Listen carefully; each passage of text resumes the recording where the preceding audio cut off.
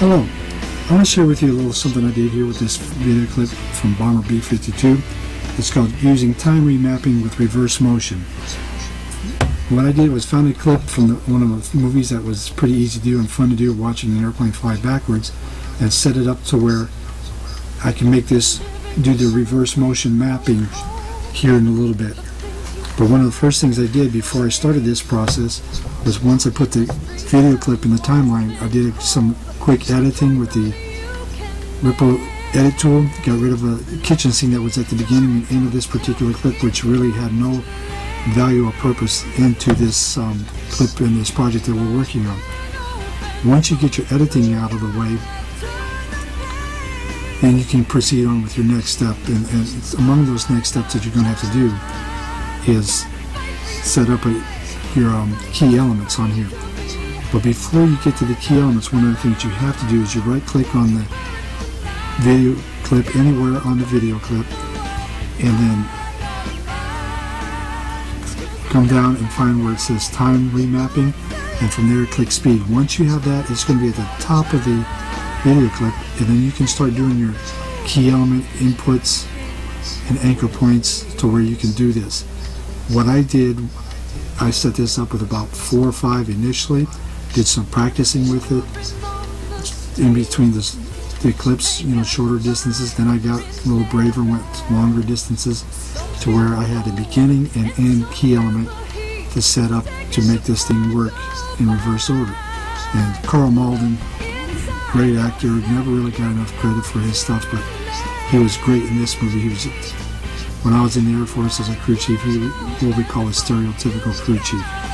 But here in just a minute, you see the B-52 just barely on the screen anymore. We'll stop, get ready for the transition here in a moment.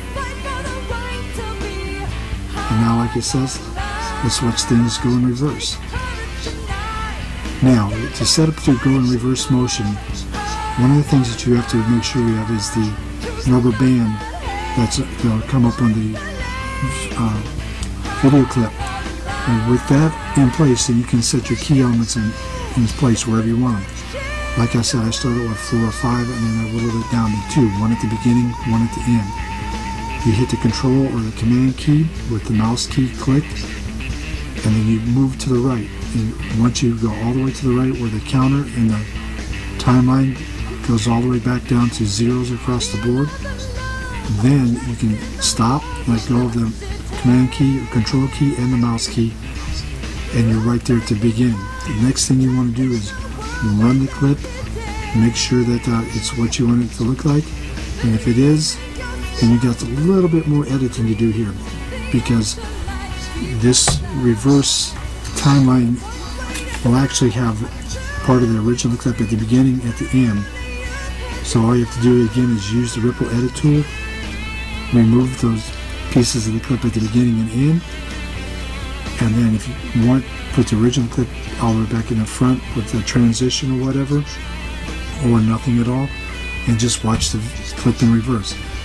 To know if you have it right, once you do this with the key elements, dragging them and moving them, you will get some arrows that are pointing from right to left on the video clip in the timeline. And if you have that, you've got everything you need to make this video clip run into reverse. It's an easy process, it's a fun process, but it can be time consuming. It just takes a little bit of practice, so give it some time, be patient with it, try a couple of small parts of it first, and then once you get brave, you can stretch it out and do what you need. Again, hit F1, key elements, or Adobe CS4 Classroom in a Book Premiere Pro. Thanks.